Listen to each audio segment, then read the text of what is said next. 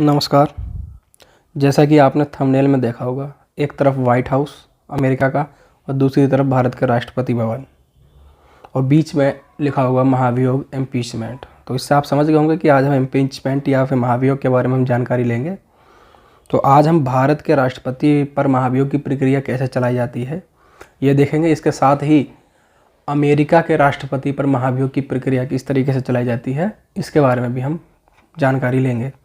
भारत और अमेरिका के राष्ट्रपति को अपने पद से कैसे हटाया जाता है और बीच में इन दोनों के भी क्या अंतर है इनकी प्रक्रियाओं में, तो तुलनात्मक रूप से हम महाभियोग की प्रक्रिया आज हम देखेंगे।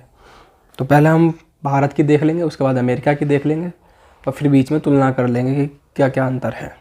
तो इस तरीके से हम ये महाभियोग की प्रक्रिया हमारी क्रिस्टल क्लियर हो जाएगी। बिल्कुल स्पष्ट रूप से पता चल जाएगा आपको कि महाभियोग की प्रक्रिया किस तरीके से दोनों देशों में चलाई जाती है। तो जब भारत की हम बात करते हैं,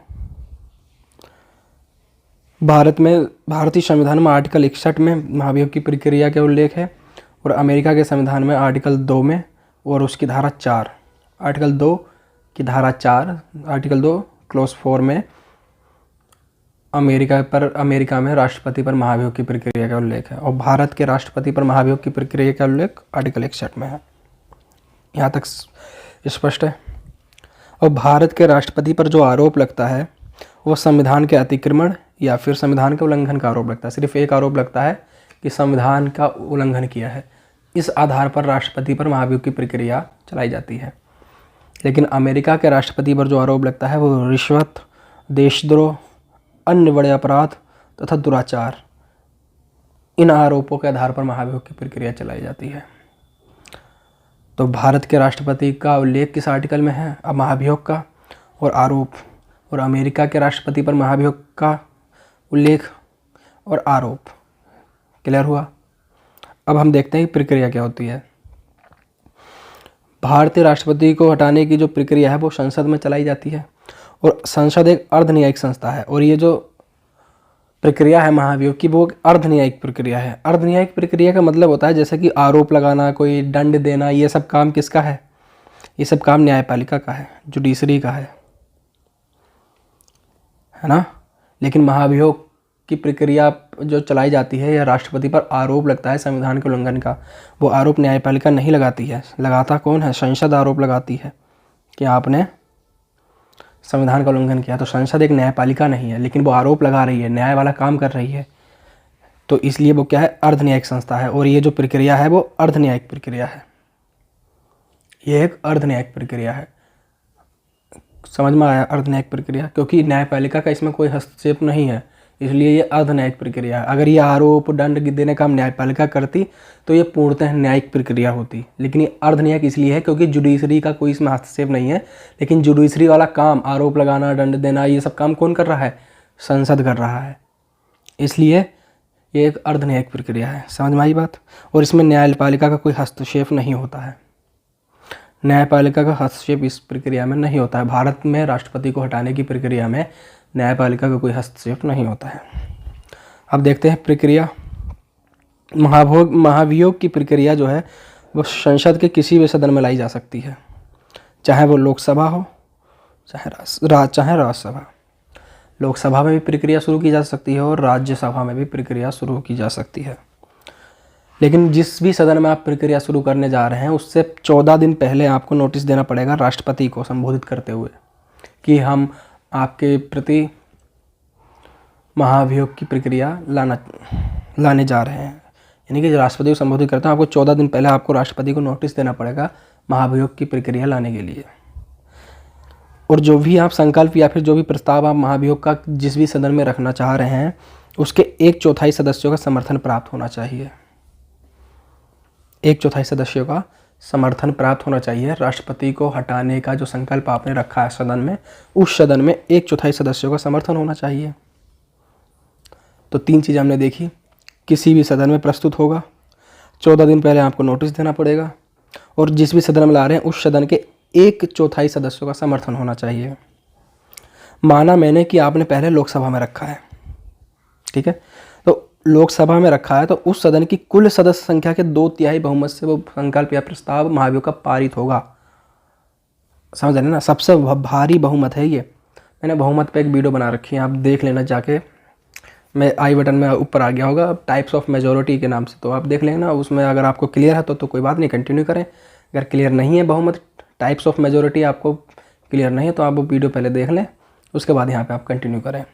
तो सबसे हार्ड मेजोरिटी जो होती है वो कुल सदस्य संख्या का 2/3 होती है। मतलब मैं कहना चाहूँ, अगर ये संकल्प आपने लोकसभा में रखा है तब 2/3 बहुमत क्या होगा, 543 का 2/3। तो 3 से ये कटेगा, 3 एकन 3, 3 अट्ठे 24, 3 एकन 3 और 2 से मल्टीप्लाई, 2 एकन 2, 2 अट्ठे 16 और 2 एकन 2 3, 362। यानी कि 543 में 362 लोगों का बहुमत होना चाहिए महाभियोग के प्रस्ताव पर। यानी कि आपने कोई संकल्प रखा है राष्ट्रपति को हटाने के लिए, उस पर 362 लोगों का समर्थन होना चाहिए लोकसभा में, तब जाके आप राष्ट्रपति को अपने पद से हटा पाएंगे। जब एक सदन से पास हो गया, यानी कि आपने, मैंने समझा कि आपने लोकसभा में रखा है ये प्रस्ताव सबसे पहले, तो लोकसभा से 2/3 बहुमत से पारित होगा। यानी कि 362 लोगों की सहमति के बाद ये फिर जाएगा राज्यसभा में, और राज्यसभा में भी 2/3 बहुमत से पारित होगा। यानी कि आप 245 का निकाल दीजिए 2/3, इस बहुमत से राज्यसभा में भी पारित होगा। उसके बाद ये राष्ट्रपति को अपने पद से त्यागपत्र देना पड़े। त्यागपत्र तो नहीं, हटाया जाएगा, क्योंकि त्यागपत्र तो वो अपनी इच्छा से देते हैं, लेकिन जब आप प्रक्रिया लगाएंगे तो हटाया जाएगा। तो अगर ये दोनों सदनों से 2/3 बहुमत से पारित हो जाएगा अलग अलग, तब राष्ट्रपति को अपना पद छोड़ना पड़ेगा। यानी कि एक कुल 2/3 बहुमत कौन सा, कुल सदस्य संख्या का 2/3, उपस्थित और मतदान देने वालों को 2/3 नहीं, टोटल मेंबर जो हैं उनका 2/3 बहुमत, इससे पारित होना चाहिए वो प्रस्ताव, वो संकल्प महाभियोग वाला राष्ट्रपति को हटाने के लिए। तो समझ पा रहे हैं आप, 4-5 चीज़ें आपने देखी। महाभियोग, पहला, किसी भी सदन में लाया जा सकता है। दूसरा, किसी भी सदन में लाने से पहले 14 दिन पहले आपको नोटिस देना पड़ेगा राष्ट्रपति को, और जिस भी सदन में ला रहे हैं उसके 1/4 सदस्यों का समर्थन होना चाहिए। उसके बाद जिस भी सदन में लाया है उसके कुल सदस्य संख्या के 2/3 बहुमत से पारित होगा। उसके बाद वो दूसरे सदन में जाएगा, वहाँ भी कुल सदस्य संख्या के 2/3 बहुमत से पारित होगा। उसके पश्चात राष्ट्रपति को अपने पद से अपना पद छोड़ना पड़ेगा। तो इतनी हार्ड प्रक्रिया है, क्योंकि 362 आम बात नहीं है। 362 सीटें, यानी कि 362 लोगों का समर्थन आम नहीं है लोकसभा में लाना, समझ पा रहे हैं। और राज्यसभा में भी इसका 2/3 लाना कुल सदस्य संख्या का आम बात नहीं है। इसलिए राष्ट्रपति की प्रक्रिया को, राष्ट्रपति पर अभी तक कोई महाभियोग लाया ही नहीं गया। किसी भी राष्ट्रपति पर महाभियोग की प्रक्रिया नहीं चली है अब तक, 1950 से आज 2022 तक किसी भी राष्ट्रपति पर महाभियोग की प्रक्रिया नहीं लाई गई, क्योंकि बहुत ही कठिन प्रक्रिया है। तो ये इस तरीके, ये है भारत के राष्ट्रपति को हटाने की प्रक्रिया महाभियोग की। समझ पाए होंगे आप। अब हम देखते हैं अमेरिका के राष्ट्रपति की कैसे हटाया जाता है। तो अमेरिका के हमने देखा कि आर्टिकल 2 में, धारा 4 में, आरोप, रिश्वत, देशद्रोह, अन्य बड़े अपराध तथा दुराचार, ये आरोप होते हैं। प्रक्रिया क्या होती है, जैसे भारत में प्रक्रिया जो है वो किसी भी सदन में चालू हो सकती है, लेकिन राष्ट्रपति पर महाभियोग की प्रक्रिया जो अमेरिका में लाई जाती है वो उसकी शुरुआत हमेशा निम्न सदन से होगी। जैसे भारत में 2 सदन हैं, लोकसभा और राज्यसभा। लोकसभा को निम्न सदन बोलते हैं, राज्यसभा को उच्च सदन बोलते हैं। वैसे ही अमेरिका में जो निम्न सदन है उसे प्रतिनिधि सभा, हाउस ऑफ रिप्रेजेंटेटिव्स बोलते हैं। तो राष्ट्रपति पर महाभियोग की प्रक्रिया की शुरुआत हमेशा निम्न सदन से होती है, जिसे प्रतिनिधि सभा बोलते हैं। क्लियर है बात। न्यायपालिका का हस्तक्षेप होता है। देखो, हमारे पूरी प्रक्रिया में कहीं न्यायपालिका का कोई हस्तक्षेप नहीं है, जो काम करा है संसद ने करा है। लेकिन अमेरिका के राष्ट्रपति को हटाने के महाभियोग की प्रक्रिया में न्यायपालिका का हस्तक्षेप होता है। हम प्रक्रिया में आगे देखेंगे कहाँ होगा, आप समझ जाएंगे। तो इनिशिएट कौन करेगा, सिर्फ निम्न सभा करेगी। सबसे पहले निम्न सदन करेगा, जिसे प्रतिनिधि सभा बोलते हैं। तो वो करता क्या है, जब प्रस्ताव रखा जाता है महाभियोग का, तो वो न्यायिक समिति नियुक्त करता है निम्न सदन। न्यायिक समिति अपनी रिपोर्ट देती है कि हाँ, ये आरोप जो लगाए गए हैं वो सही हैं या गलत हैं, तो अपनी रिपोर्ट देती है। वो रिपोर्ट जो होता है, वो जांच जो होती है उसकी, उस जांच को वो साधारण बहुमत से पारित करके उच्च सदन को भेजती है। आई बात समझ में? साधारण बहुमत से पारित करके उच्च सदन, और वहाँ के उच्च सदन को सीनेट बोलते हैं, सीनेट को भेजता है। प्रतिनिधि सभा महाभियोग के प्रस्ताव पर साधारण बहुमत से प्रस्ताव को पारित करके सीनेट को भेजती है, यानी कि महाभियोग के प्रस्ताव पर साधारण बहुमत का प्रयोग करती है निम्न सदन। यानी कि हमारे यहाँ जो निम्न सदन है लोकसभा, अगर लोकसभा जो है वो साधारण बहुमत से पारित करके भेजे, लेकिन ऐसा नहीं है, हमारे यहाँ दोनों सदन विशेष बहुमत का प्रयोग करते हैं। वो भी कौन सा? सदन की कुल सदस्य संख्या का 2/3 वाला। आप समझ पा रहे हैं ना? हमारे यहाँ दोनों निम्न सदन उच्च सदन दोनों विशेष बहुमत का यूज करते हैं, लेकिन अमेरिका में निम्न सदन जो है वो साधारण बहुमत से महाभियोग का प्रस्ताव पारित करता है, उसके बाद वो उच्च सदन को भेजता है। ये प्रक्रिया हो गई निम्न सदन की। उसके बाद सीधे प्रस्ताव महाभियोग का जाएगा सीनेट। सीनेट क्या है? अमेरिका का उच्च सदन। सीनेट में जब महाभियोग की प्रक्रिया चल रही होगी, उस दौरान जो है सीनेट की जो अध्यक्षता है वो सुप्रीम कोर्ट का मुख्य न्यायाधीश करेगा। CJA मतलब चीफ जस्टिस ऑफ अमेरिका, मैंने लिख दिया कि अमेरिका का मुख्य न्यायाधीश, उसकी अध्यक्षता करेगा। हमारे यहाँ भारत में जब लोकसभा, यानी कि लोकसभा भारत की निम्न सदन है, उससे प्रस्ताव पारित होकर महाभियोग का राज्यसभा में जाएगा, तो उस दौरान राज्यसभा का जो सभापति है वो मुख्य न्यायाधीश नहीं होगा। जो राज्यसभा का सभापति है वही उसकी अध्यक्षता करेगा। लेकिन अमेरिका में उच्च सदन जो है सीनेट, उसका जो सभापति है वो हट जाएगा महाभियोग की प्रक्रिया जब तक चलेगी, उसकी जगह अमेरिका का मुख्य न्यायाधीश आके अध्यक्षता करेगा। इसलिए कहते हैं कि अमेरिका के जो महाभियोग की प्रक्रिया में न्यायपालिका का हस्तक्षेप होता है। समझ में आई बात? जब तक सीनेट में महाभियोग की प्रक्रिया चलेगी राष्ट्रपति के खिलाफ, तब तक अमेरिका का मुख्य न्यायाधीश सीनेट की अध्यक्षता करेगा। और सीनेट में जो है वो विशेष बहुमत, 2/3 बहुमत से आरोप अगर स्वीकृत कर लेता है, निम्न सदन के बाद जब महाभियोग का प्रस्ताव सीनेट में आएगा, तो सीनेट की अध्यक्षता जो है वो अमेरिका के मुख्य न्यायाधीश करेंगे।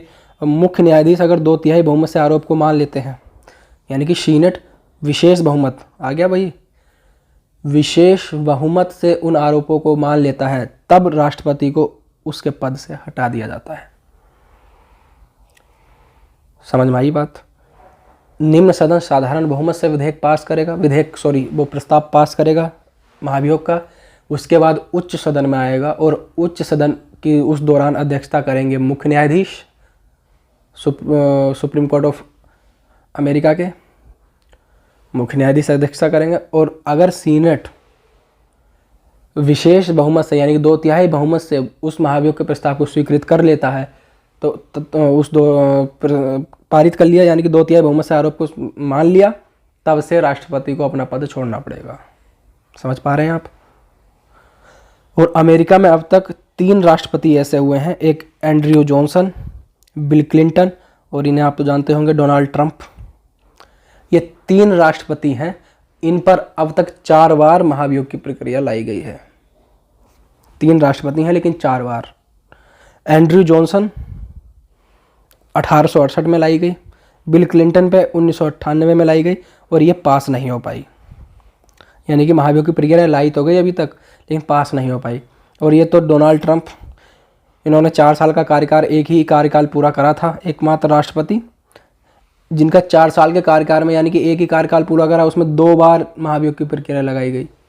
एक बार तो पास नहीं हो पाई, लेकिन एक बार पास नहीं हो पाई, और दूसरी बार उस समय लाई गई थी जब अमेरिका में राष्ट्रपति का चुनाव चल रहा था। तो दूसरा कार्यकाल में क्या हुआ, ये हार गए और जो बिडेन राष्ट्रपति बन गए। जब जो बिडेन राष्ट्रपति बन ही गए तो फिर महाभियोग की प्रक्रिया समाप्त हो गई, क्योंकि अगर ये दोबारा राष्ट्रपति बनते तब वो महाभियोग की प्रक्रिया कंटिन्यू होती, क्योंकि चुनाव के दौरान ही लाई गई थी, तभी तक ये राष्ट्रपति पद से हट गए और जो बिडेन राष्ट्रपति बन गए, तो महाभियोग का प्रस्ताव भी खत्म हो गया दूसरी बार का। तो लेकिन 2 बार लाया गया इनके ऊपर, लेकिन अब तक पास नहीं हो पाया। लेकिन भारत में महाभियोग की प्रक्रिया लाई ही नहीं गई अभी तक। समझ पा रहे हैं? तो ये है अंतर भारत के महाभियोग में और अमेरिका के महाभियोग में। देख लेते हैं एक बार और। महाभियोग की प्रक्रिया में हम देखते हैं कि महाभियोग की प्रक्रिया भारत में किसी भी सदन में लाई जा सकती है और अमेरिका में सिर्फ निम्न सदन में लाई जा सकती है। और इसमें न्यायपालिका, अमेरिका के महाभियोग में न्यायपालिका का हस्तक्षेप होता है और भारत के महाभियोग में न्यायपालिका का हस्तक्षेप नहीं होता है और एक अर्धन्यायिक प्रक्रिया होती है। ठीक है। और भारत के महाभियोग में दोनों सदन विशेष बहुमत यानी कि कुल सदस्य संख्या के 2/3 बहुमत से उस प्रस्ताव को पारित करते हैं, तब राष्ट्रपति को पद से हटाया जाता है। लेकिन अमेरिका में निम्न सदन साधारण बहुमत से और उच्च सदन विशेष बहुमत से प्रस्ताव पारित करता है, तब जाकर राष्ट्रपति को अपने पद से हटाया जाता है। और जब उच्च सदन में महाभियोग की प्रक्रिया चलती है, तब अमेरिका में उच्च सदन की अध्यक्षता अमेरिका का मुख्य न्यायाधीश करता है। लेकिन भारत में न्यायपालिका का कोई हस्तक्षेप नहीं होता है, दोनों सदनों की अध्यक्षता उन सदन के अध्यक्ष ही करते हैं। आई बात समझ में? तो ये कुछ अंतर होता है दोनों की प्रक्रियाओं में और इस तरीके से दोनों देशों में राष्ट्रपति को अपने पद से हटाया जाता है। भारत में अभी तक लाया नहीं गया है। अमेरिका में 3 राष्ट्रपति पर 4 बार ये प्रक्रिया लाई गई है, जिनमें सफल नहीं हो पाया है। महाभियोग प्रक्रिया लाई गई है लेकिन पास नहीं हो पाई है। तो इस तरीके से हमने महाभियोग के बारे में जाना, उनकी तुलना देखी आपस में। तो उम्मीद करता हूँ आपको ये समझ में आया होगा और महाभियोग में तो कोई दिक्कत आपको होने वाली नहीं होगी इस वीडियो को देखने के बाद। फिर भी अगर कोई दिक्कत रहती है, कोई डाउट रहता है, तो आप अगर कांटेक्ट है तो कांटेक्ट कर लें या फिर आप कमेंट बॉक्स में डाल दें, तो मैं उसका निदान करने की कोशिश करूँगा। धन्यवाद।